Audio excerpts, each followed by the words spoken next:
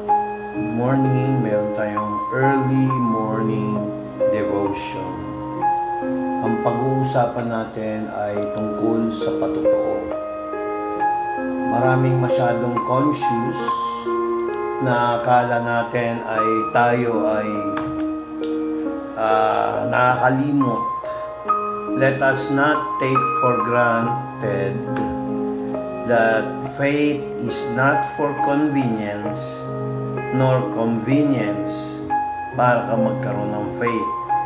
Kadalasan, pag meron tayong convenience, faith na yon. O kaya pag meron tayong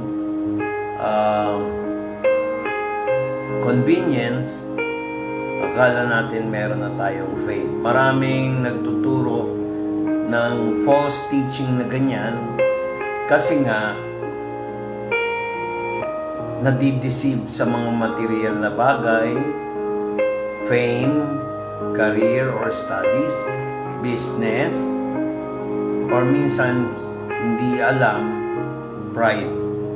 Ang pinakamagandang example nito ay makikita natin sa sulat ni Apostol Pablo na minsan pinapaalalahanan tayo lalo na yung mga pastor, mga ministro, kung tawagin natin pare, bishop o whatever, walang exempted, walang binanggit dito.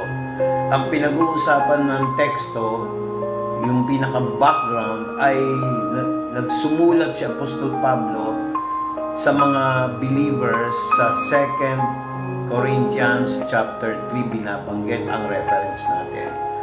Ang natuwa si Pablo dahil nakita niya karamihan ng mga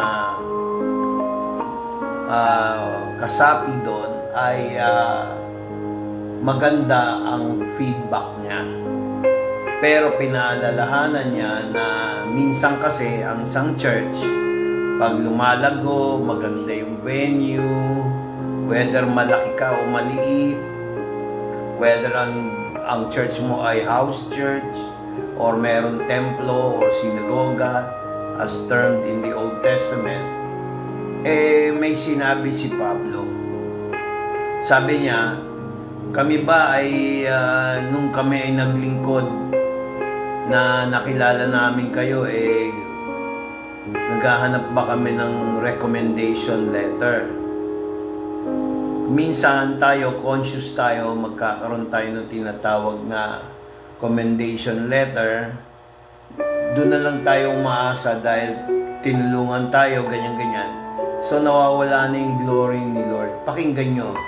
Sabi niya dito sa 2 Corinthians chapter 3, no? Verse 1, do we commend again to commend ourselves? Or need we, as some others, epistles of commendation to you, or letters of commendation from you? So kung titingnan natin, nung gusto lang paalalahanan ni Pablo, dumating kami dyan, walang nag-recommend, walang nagturo sa amin. Ibig sabihin, hindi ko naman sinasabi dito na hindi niya na-appreciate yung mga nagdala sa iyo sa Panginoon. Ang sinasabi lang niya, hindi sa kakayahan ni pastor o kahit sinong mananampalataya ang pwedeng magmalaki. Pero ang patotoo, yan ang nagpapasaya, nagpapalugod kay Kristo. At kami mga lingkod din, natutuwa rin. Tingnan nyo sabi niya sa verse 2. You are our epistles written in our hearts, known and read of all men. Kaya napaka-importante ng patotoo. Although, kung minsan kahit na ikaw ay okay, sisiraan ka pa, hindi mo alam kung naiinggit sa'yo o talagang naiinis sa'yo, ayaw ka pa asensoin, hayaan mo na lang yun. Kasi doon pa lang sa first, sabi nga dito sa Tagalog, basahin ko po yung Tagalog. Sa verse 2, kayo mismo ang aming liham ng rekomendasyon na susulat sa aming mga puso. Alam at nababasa sa pamamagitan ng lahat ng tao. Though you cannot please everybody, pero as much as possible, hindi para i-please sila, to please God. Ang patotoo po ay importante. Kaya minsan ang isang church, nahihirapan makisama. Dapat turuan sila kung paano makisama. Kasi hindi ka naman paniniwalaan ng mga yan dahil sa kabutihan mong ginawa, o kaya talagang makikita sa puso, hindi sa nguso. Sabi nga doon sa verse 1, kung babalikan natin, sinisimulan ba naming papurihan muli ang aming mga sarili? So, nagbibigay ng example si Pablo. O halimbawa, hindi namin kailangan ng mga liham ng rekomendasyon para sa inyo o mula sa inyo. Tulad ng ibang tao, hindi ba? Maraming churches ngayon, kahit sa pag-apply sa trabaho, pag binigyan ka ng recommendation, mas nakakatakot. Kunyari, ikaw yung binigyan. For promotion, for manager. Binigyan ka ng recommendation. Ibig sabihin nun, hindi mo kaya mag-isa. Nire-recommend ka lang dahil nire-recognize niya na meron kang potential. Iba yung potential na pag sinabi sa iyo, you have the guts. Pero pag sinabi potential, possible, hindi pa sigurado yun. Kaya pag nagbigay sa iyo na recommendation, nagre-rely ka lang dun sa accomplishment mo na nung nakaraan, hindi yung future. Ang Diyos, pag nag-recommend, past, present, future, alam na nyo mangyayari. Napakaganda na magkaroon tayo ng recommendation from God, hindi recommendation from men. Maganda yun sa trabaho, yes. Pero minsan, napapahiya yung nag-recommend doon sa nire-recommenda. Sinimulan ba namin purihang muli ang aming mga sarili? Hindi namin kailangan ng liham ng rekomendasyon para sa inyo o mula sa inyo tulad ng ibang tao, hindi ba? So napakaganda, no? Parang sa eleksyon yan eh. Kita mo kung sino pa yung in-endorse nung iba, yung pantaksil. Nakakalungkot, no? Samantalang hindi naman sila deserving. May ganon. Ang Apostle Paul, ganon din ang attitude. Hindi siya humingi ng recommendation tulad ng iba. Sabi niya, o mula sa inyo tulad ng ibang tao, hindi ba? O ngayon, ano yung preba niya? Kailangan pag nagsalita tayo, hindi puro salita lang, may preba. Sabi niya rito, kayo mismo ang aming liham. Kahit hindi daw pala sila sumulat para i-recommend si Apostle Paul sa maraming tao, sabi ni Apostle Paul, yung mga members ng church ay ang katibayan na ikaw mismo ay recommendation ng Diyos. Sabi niya dito sa verse 2, kayo mismo ang aming liham ng rekomendasyon, nasusulat sa aming mga puso, alam at nababasa sa pamamagitan ng lahat ng tao. Kahit siraan ka, gano'n, makilala ka sa ibang tao, hindi mo na kailangan, ito si Pastor Vic, ito si Pastor Vic Soto, ako yun. Kilala namin, hindi yun ang kailangan. Makikita mo sa miyembro kung sila talaga ay may bunga. So, kung mapapahiya ang member, mapapahiya rin ang pastor. Kaya yung mga pastor, paalala sa atin, mga lingkod ng Diyos, hindi tayo amo. Tayo ay chimoy ng Diyos, lingkod ng Diyos, na hindi tayo pwedeng magalit, magyabang sa mga member natin. Ang ibig sabihin ko nun, huwag tayong bossy. Use your authority but not being a boss, but a leader. Kasi kung leader ka, show by example. Hindi mo kailangan sabihin, oy, ako ganito. Show by example. Sabi dito sa verse 3, at ipinakita ninyo na kayo ay liham mula kay Kristo. Kaya ang pastor, pag nagsalita sa member na ganon, yung member dapat mag-isip, kailangan butihan ko pa para kay Lord, na ipinadala sa pamamagitan namin. Ayan, ulitin ko At pinakita ninyo na kayo ay liham mula kay Kristo na ipinadala sa pamamagitan namin. In-acknowledge naman niya kami yung nagbukal ng lupa, kami nagtanim ng binhi. Pero in-acknowledge din nila na sila ay sulat ni Kristo na sa buhay ni Apostol Pablo. Kahit kami mga pastor o kami mga lingkod ng Diyos, kami mga mananampalataya, kapwa mananampalataya, mga members ng church, matutuwa rin kami.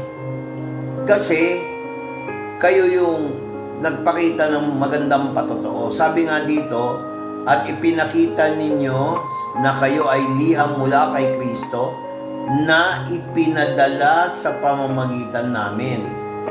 Ito ay naisusulat hindi sa tinta, kung hindi sa pamamagitan ng Espiritu ng Diyos na buhay. So, hindi lang sulat, kung hindi yung power ng Holy Spirit. Take note, sinasabi nila to dahil resurrected Christ na. Di ba sabi ni Jesus Christ, pag siya'y umalis, ipapadala niya yung banal na Espiritu. Kaya sabi niya, hindi nasusulat sa tapyas ng bato, kung hindi sa tapyas ng puso ng mga tao. So, ang puso ng tao, yung mga tayo, hindi porket member tayo ng church, hindi porket tayo hindi doon Kung meron tayong daladalang Kristo sa ating puso at pinamumuhay natin at sinusunod natin ang salita ng Diyos, yun nga, pinamumuhay, sinusunod salita ng Diyos, talagang ilalagay yan sa puso mo, hindi sa nguso. Yan ang ating So, kahit si Pablo, sabi niya, pinadala kayong ay liham mula kay Kristo. Hindi sa pamamagitan na, sabi, pinadala sa pamamagitan. Ito ay naisulat, kung hindi lang sa tinta, kundi sa pamamagitan ng Espiritong buhay. Hindi ito nasusulat sa tapyas ng bato, kundi sa tapyas ng puso ng mga tao. Kaya nga yung napaka-importante yan, mga kapatid.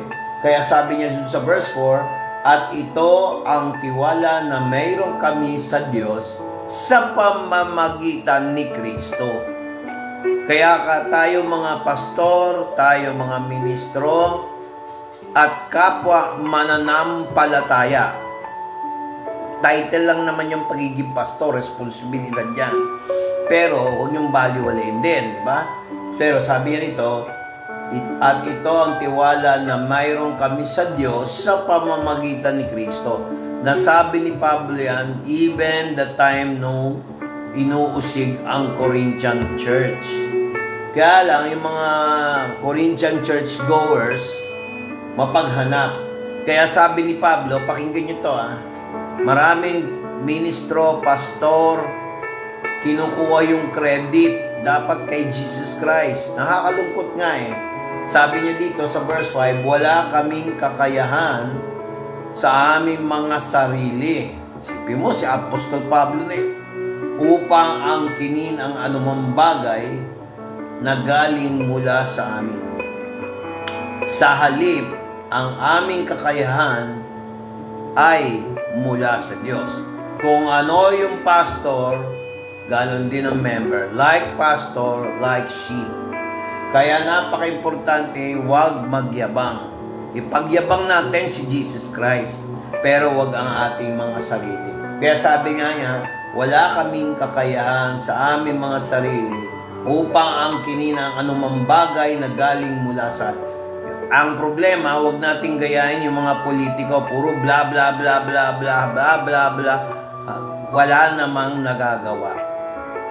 Hindi nga nila may balik si PRRD, kaya minsan ito na yung panahon ng exposure of evil.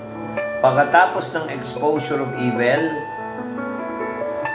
punishment of evil, lalong-lalo na sa ating gobyerno. Lahat, hindi naman ako nagpipreach ng politics, pero ito tandaan nyo, lahat ng kumukontra kay Duterte may mga kaso yan. Kaya binabato nila kay Duterte lahat ang pagsisisi, lalo na kay PRRD. Without an open mind, blind eyes, yan ang nangyayari. Mga kapatid, pag-pray natin ang ating gobyerno, una, pinakasuhan si PRRD sa Hague, Switzerland. Alam nyo naman ang Switzerland. Alam nyo kung anong church ang dominant sa Switzerland. Ayaw nila kay Duterte kasi at the beginning, binulgar ni Duterte ang baho ng church na yon. Second, ito pa, ang mga drug lords or narco politicians at ang NPA at ang ibang terrorist groups ay funded ng church na yon. Kaya mga kapatid, intindihin nyo yung sinabi ko, this is the year of exposure, the year of punishment. Pag-pray nyo ang December na walang kalamidad, walang earthquake, walang mahahabag ang Diyos. Ako mismo, kiniklaim ko yung verse 5, wala akong kakayahan sa aking sarili upang angkinin ang anumang bagay na galing sa akin.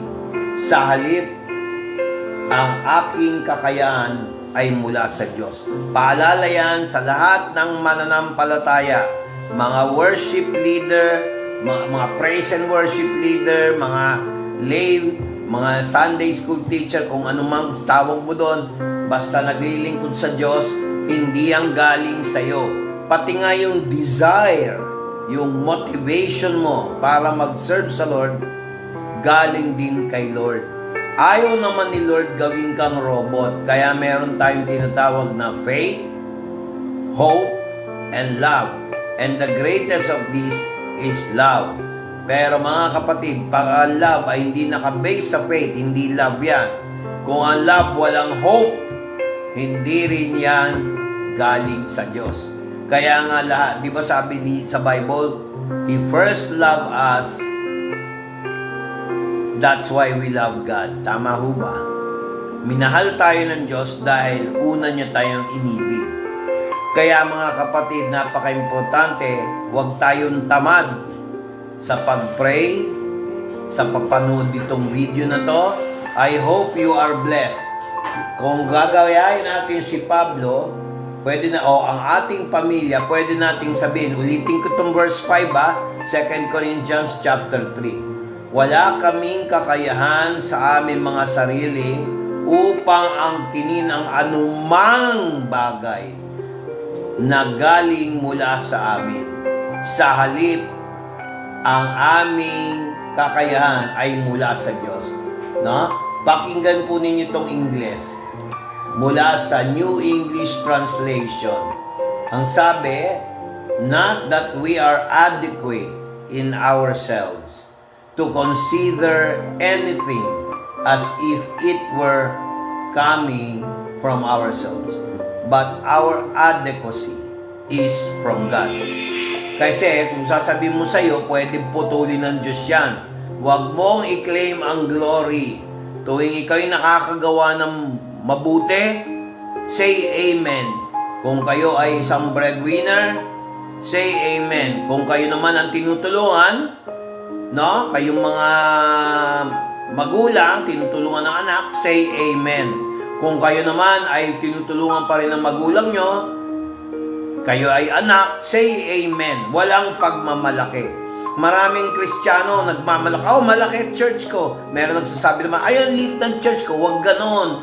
Sa Diyos galing lahat yan. Wala tayong credit. Alam niyo kung paano tayo magkaka-credit kay Lord? Appreciate the Lord. Thank the Lord. Tayo manalangin ng isang maikling prayer. Thank you, Jesus, sa iyong habag. Thank you, Jesus, sa iyong kaligtasan. Thank you, Lord, sa lahat ng blessings. Thank you, Lord, at nagwagi na kami sa mga pagsubok at tukso ng kaaway. Thank you, Lord, sa mga binibigay mong pagpapala na galing sa ibang tao at galing sa amin. Thank you, Lord, binigyan mo kami ng kakayahan tumulong. Thank you, Lord, hindi kami pwede malaki at alam namin dahil gusto mo kaming paalalahanan. Thank you, Lord, inassure mo na ang aming mga pangalan ay nasusulat sa aklat ng buhay. Hanggang dito na lang po ang ating prayer. Ngayon, mag-pray pa rin tayo. Lord, keep us safe from calamity, from pandemic diseases, from earthquakes, sinkholes, flooding, thunderstorms, tornado or hurricane. Protect us from violence, from drug addiction, from harassment, from political turmoil. Your loving kindness and mercy through the blood of Jesus Christ. Remember us. Remember the Philippines. Remember our loved ones, our family in the flesh, our friends, acquaintance, Lord, our former colleagues in PLDT, churches that we help, churches that helped us, bless them. Lord, have mercy on the Philippines. Have mercy on the Filipinos abroad and local. Hindi naman pwede, Lord, na puro na lang mga nasa abroad. Wala nga silang binibigay sa akin. Pero kailangan kong i-bless sila, Lord. Dahil tinutulungan nila ang ating bansa. Father God, let your Holy Spirit move as I claim it in Psalms 104 verse 30. Send your Spirit and you shall renew the face of the earth. Lord, I claim this.